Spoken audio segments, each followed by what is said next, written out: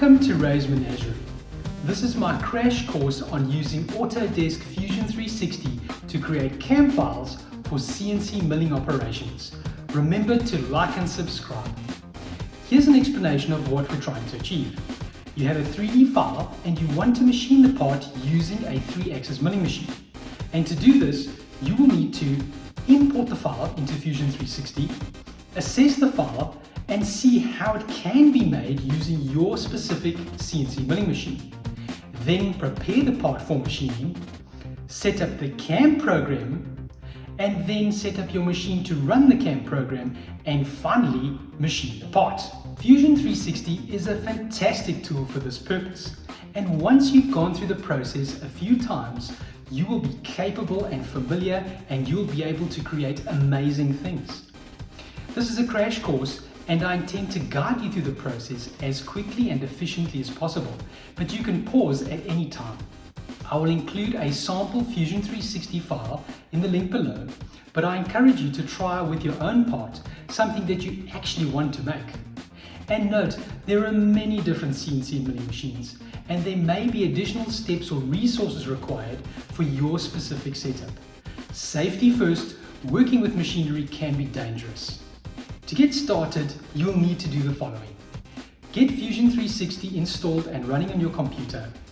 Have a basic knowledge of how Fusion360 works, and there are tons of great tutorials to do this. You will need a Fusion360 or similar 3D file which can be used for machining with a 3-axis milling machine. You will need a 3-axis milling machine to machine a part, some wood or metal or plastic stock to machine a part from, some safety equipment and tools, and patience, and lastly, coffee. Let's get cracking. This video is part sponsored by Cape Composite, one of South Africa's leading fiberglass and composite manufacturers. Check out their website, capecomposite.co.za. It is vital to understand what type of 3-axis CNC machine you're going to use. If your machine is rated to cut wood, you wouldn't try and cut tool steel, as an example. It's important to learn as much as you can about the different materials and their properties and what your machine is capable of doing. Most 3-axis CNC machines have some basic parameters which you need to be aware of in order to plan your machining and get your parts produced. This course is presented in metric measurements, so if you need to convert, please make sure your calculations are correct. Measure twice, cut once. So here are the 3 basic parameters that you should know about your machine. The working envelope.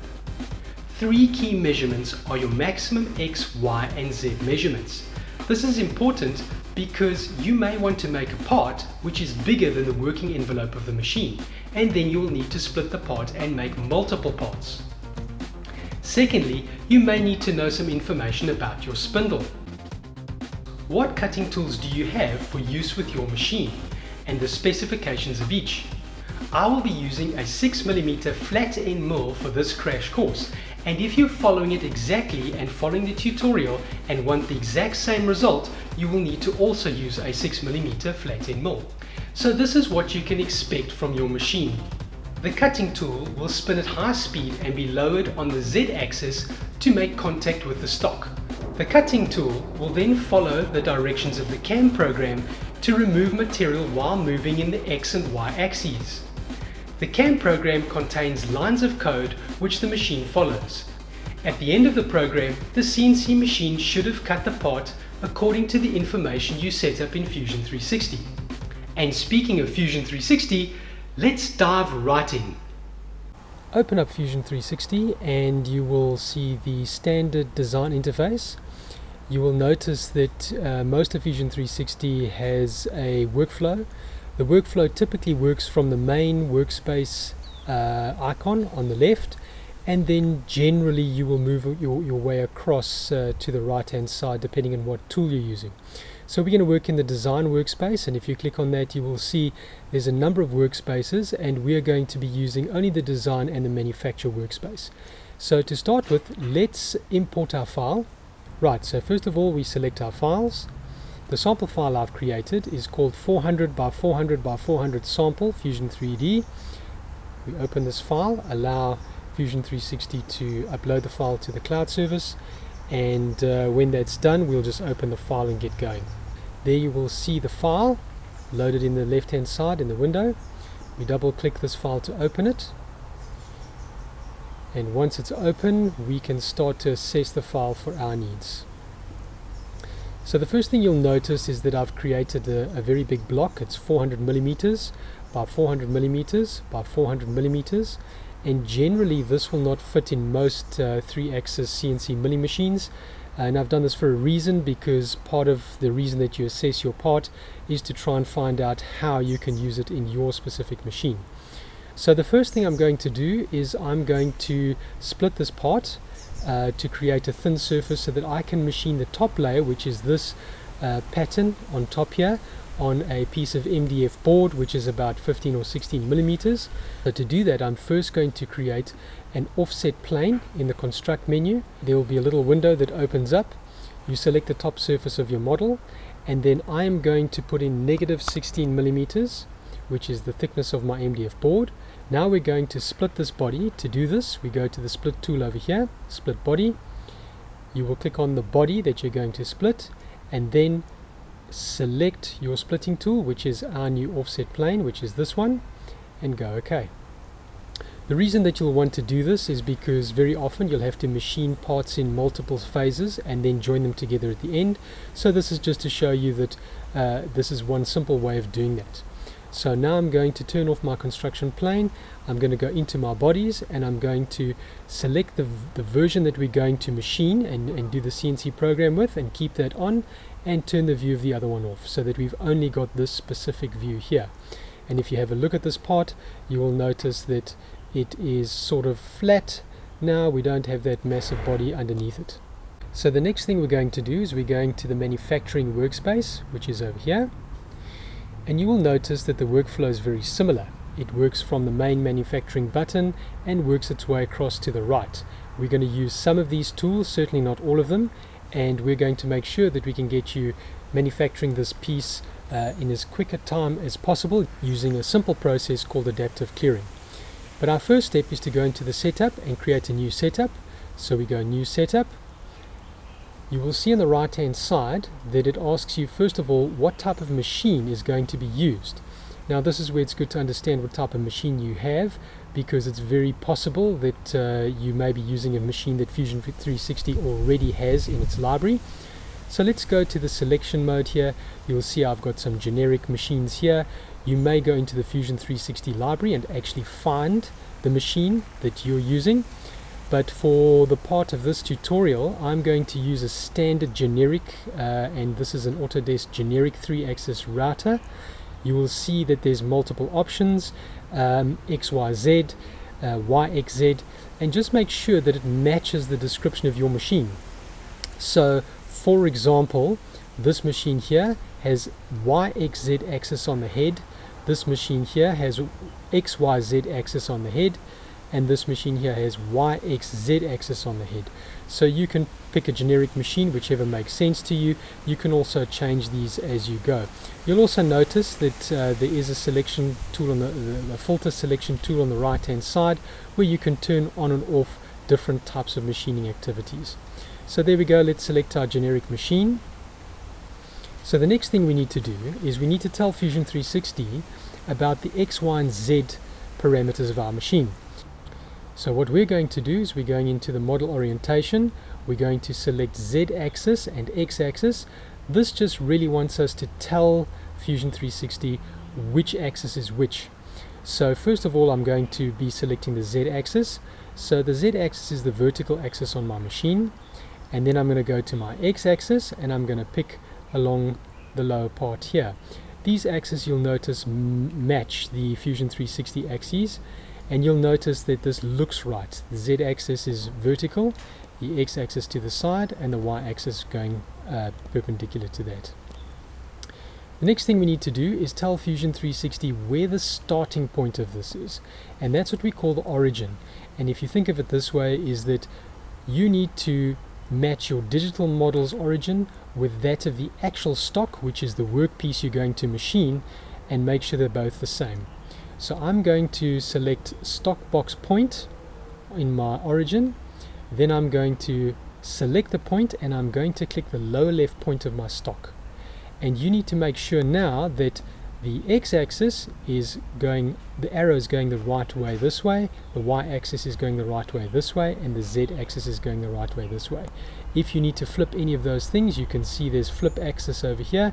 If I do that, you will see it will flip it the opposite direction.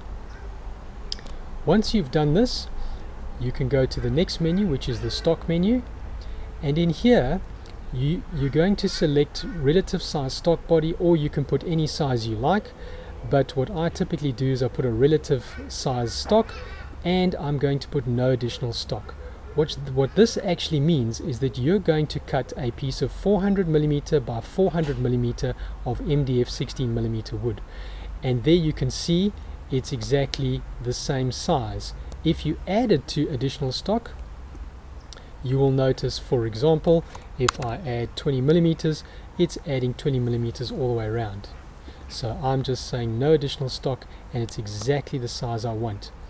I've created the sample body with no machining on the edges, and this is to allow you to secure the piece of wood onto your table, clamp it down, whatever you need to do with your specific machine.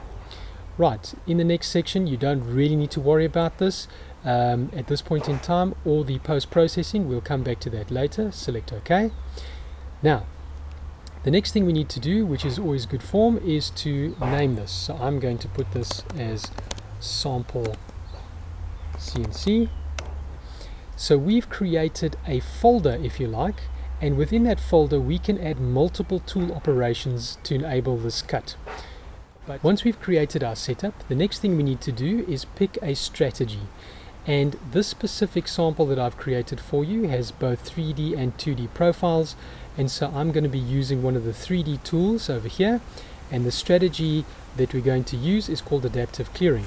Now, although adaptive clearing is used for roughing surfaces, we're going to be getting quite a good finish with the adaptive clearing with just some settings. So click on the adaptive clearing. Now this is where you need to basically set up the actual cutting tool that's going to be milling this part. So you'll see the first section here says tool. We go to select tool. Now I'm going to make a new tool because there's many different types of tools. You may find one in the Fusion360 library. There's a host of tools that you can look at, but I'm going to be using a standard tool and I'm going to create it from scratch. So I'm going to simply go to the plus icon over here, click on that. I'm going to be selecting a flat end mill because it's a flat end mill that I'm going to be using for this, and then I'm going to give it a description. I'm going to be calling it 6mm raise flat end mill, abbreviated, and the vendor I'm just going to give myself the name Ray, and then I'm going to go to the cutter settings.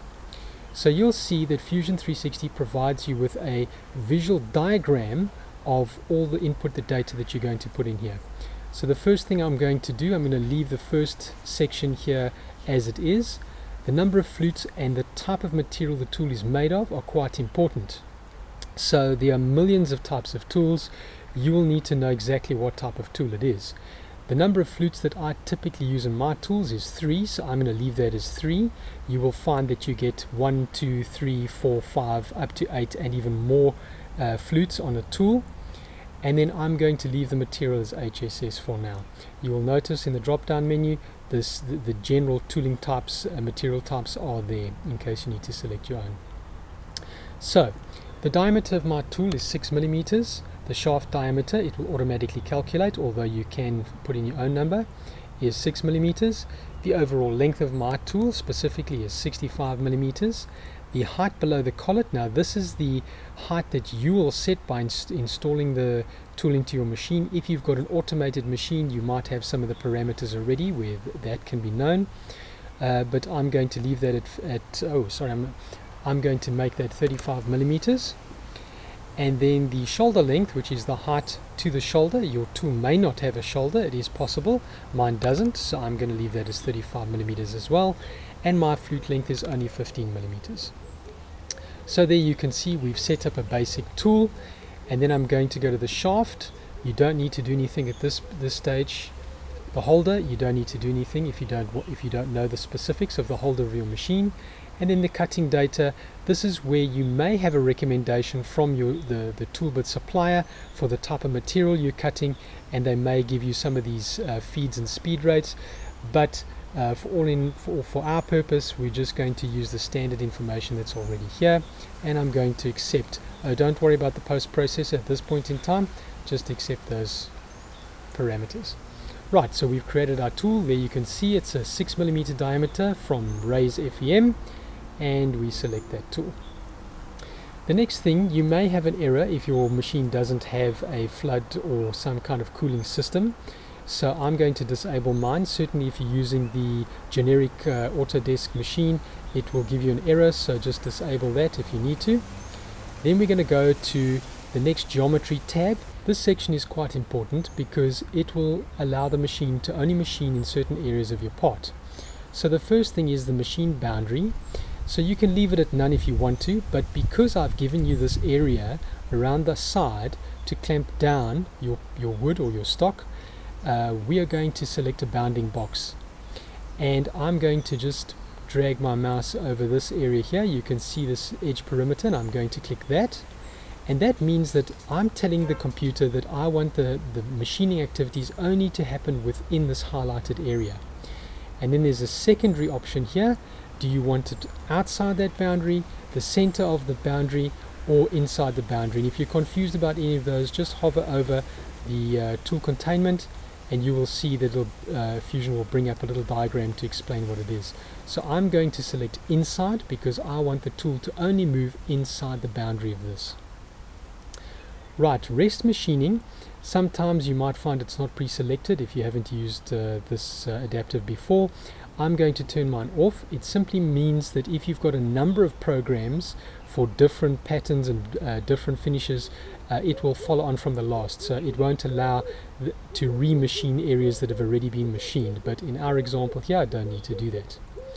The next thing we're going to go to is the heights. So this section here will show you the clearance height, the retraction height, the top height, and the bottom height. The one that I'm most concerned about always is the bottom height, because generally I don't want my mill to touch the bottom of the work surface. So I'm going to leave the others as standard as they are. Then I'm going to, in my bottom height, go to selection, and then I'm going to select the lowest part of my design, which is the bottom of this pocket over here, and you will see it'll select minus 12mm as the bottom. So it will not allow the bit to move lower than that, and I know that there's no part of this that's lower than that anyway. So the next section here is called passes, and this is the most important part, that you have to get all the parameters just right to get the best result that you need. So first of all, I'm not going to explain every single one of these things. I want to try and get you to machining a really good looking part with a very, very simple strategy and in as quick as time as possible. So what I'm going to do is I'm going to, in the first section here, I'm going to turn on machine shallow areas. You will see that in every one of these things, Fusion provides a little diagram to explain what it is. The next very important bit that I'm going to do is I'm going to maximum roughing step down setting. I'm going to change this to 3mm. What this means is this is the maximum amount that the bit can penetrate into the stock to cut. Now this is dependent on the type of material that you're machining. It's also dependent on the type of bit that you're using. So to be safe, I'm going to only go in 3mm. I'm assuming I'm using a piece of MDF wood, which has got quite a high density, but it's relatively simple for my bit to machine this. And then I'm going to also select both ways. My bit is capable of cutting both ways. If you hover over the icon, it will show you how this works. Both ways just means the bit can move both ways as it cuts. Some bits are not designed to do that. My specific 3-flute bit has no problem with that. And then lastly, I'm going to go down here and I'm going to turn off stock to leave. So I'm not going to leave any stock. Sometimes you may want to leave some stock so that there's a secondary process or third process that does a finer finishing to it. And then the last selection that I'd like to put on is the smoothing. This just, if you hover over it, it'll show you exactly what it's doing, and it just smooths out the geometry so that it's simpler, a simpler CAM program. Once you've done that, click OK, At this point in time, Fusion will then start to calculate. You will see it will slowly calculate the tool path, and this is a great time to have a cup of coffee, because depending on how complicated your tool path is, it could take a couple of minutes, and also depends on how fast your machine is. You will notice that as Fusion 360 calculates the tool path, it will show the tool path in various colors. Each color represents a specific part of the cutting process. When it's finished, it will show up as T1 adaptive. You can rename this. Let's call it adaptive sample. The next thing we're going to do is we're going to simulate the cutting path by clicking on this icon over here. Fusion 360 will show your stock and come up with a dialog box over here. So the first thing is, in the tool section, you can decide whether to show the flute, the shaft, the holder. I'm only going to show the flute. The tool path, this is very important. I find by default Fusion 360 shows all the tool path. I like to put the trail on, and you'll see why in a moment. The stock, if you turn the stock off, you will see your part. If you turn it on, you will see the stock. You have different options over here. You can use the operation, the material, the tool, the comparison. You can also use different visual looks to the you can play with this and decide which makes sense for you. Then you've got a video tool here at the bottom to play or pause or forward or go backward. If you press the play, it will show you exactly what the tool should be doing. You can speed this up or you can slow it down, and you will notice that at the bottom here there's a green line here. As the program moves along, it'll get to the end, and if we speed it up, you'll see that, and you can actually see what the toolpath is cutting out of the stock. Very important to visualize what's going on here and to have a look, because if there's something that doesn't look right, you'll need to go back to your adaptive clearing strategy and change something to make sure that it is machining exactly as you want. And what I like to do is, when it gets to the end of the simulation, I like to just zoom in and have a look at a couple of the areas to make sure that I'm getting the finish that I'd like. As you can see on this radius over here, it's got some fine cuts, which means there'll be very little finishing if you wanted a smooth part over there. Same thing on this chamfer. Everything looks great, so I'm quite happy with the cut. If you need to make any changes, go back to your adaptive strategy, make those changes, and then recalculate the toolpath, and then just do a check again. So I'm happy with this. I'm going to close this down. The next thing you need to do is we need to actually create this program in a file so that we can use this on the CNC machine. Before we do that, because that will involve this post-process section over here, I'd like to show you this setup sheet here. This is a very useful tool. If you click on it, it basically opens a dialog box of where to save this specific setup sheet. I'm happy with where it's saving it, and then it'll open it up in a browser. What this does is it shows you the entire cutting path, the stock setup. You'll see that it's got 400 by 400 by 16 millimeters. It shows you where the origin of the part is. It will show you the total expected milling time. You'll see here that this specifically says 2 hours and 37 minutes, and that's really based on the speed of 1000 millimeters per minute that I'm running the tool at. You can change that. Sometimes you've got the manual option on the machine's controller to change that. If you see that it's going too slow or too fast, you can adapt that. But I always like to print these sheets and give it to the guys on the factory floor. Then they at least know what the CAM program is going to do. The next thing I want to do is I want to create the actual file that will go to the machine, and I do that by going to this icon over here, which is the post-process icon. A dialog box will open up. It will show the machine that we selected in the beginning. The post is quite important, because if it's a machine that is not on the list and it's a generic machine like we've used, we'll have to select a post processor. Otherwise, you might find if you've got a Haas or a specific machine that's already on the database, you'll be able to select that post over here. I'm going to select one called NCT. I find that this works generically on most machines that are not on Autodesk's list. And then I'm going to give my my program the number, let's give it the number 7890. So this is the file name that will be saved to the USB drive that you send to your machine. And I'm quite happy, so I'm going to post. You will see if it's successful. Autodesk will give you a little notification, successful on the bottom right. And now you can basically go and save that file to a USB drive. The CAM file we created can now be sent to the CNC milling machine. Depending on the type of machine you have, this can be done by saving the CAM file to a USB memory stick or SD card via Wi-Fi, over a network, or the machine may be set up to run directly from your computer. In this example, the CAM file is saved to a USB memory stick and inserted into the CNC machine's HMI controller. I'm showing a simplified machine controller, and you will need to familiarize yourself with your own.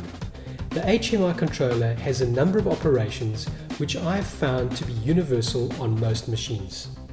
X plus and X minus buttons to move the X axis, Y plus and Y minus buttons to move the Y axis, Z plus and Z minus buttons to move the Z axis, Home XY button to let the machine find its X0 and Y0 position. This is the absolute zero boundary of the work envelope on the X and Y axes. Home Z button to let the machine find its absolute Z0 position. Again, this is the absolute zero boundary of the working envelope for the Z axis. Origin XY button. This is the zero location we set on our stock for the X and Y axes. Origin Z button. This is the zero location we set for the Z axis on our stock. And finally, the Go button to start the CAM program. Now, let's get ready to machine our part. If we take a look at the setup sheet which we created in Fusion360, we can see the basic details of what we need to do for this setup. The first thing is to get our piece of stock ready.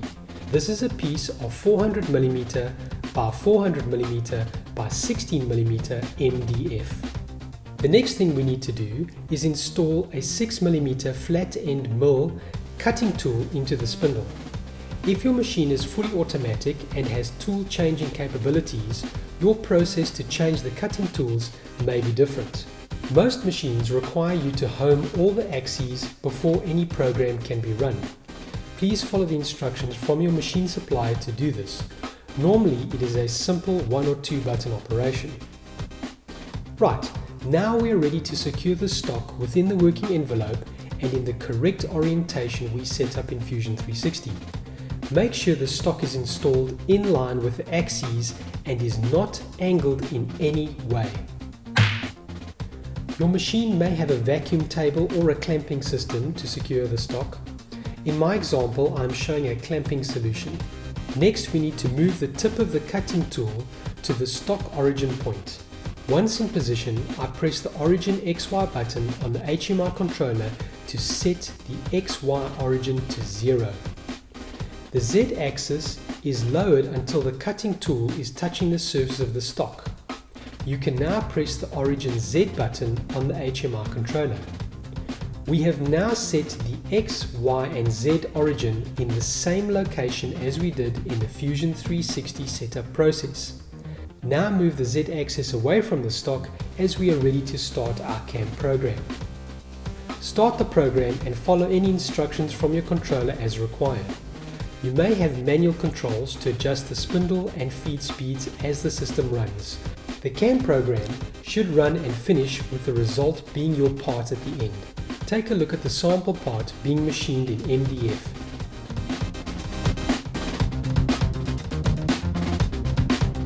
This video is part sponsored by Cape Composite, one of South Africa's leading fiberglass and composite manufacturers.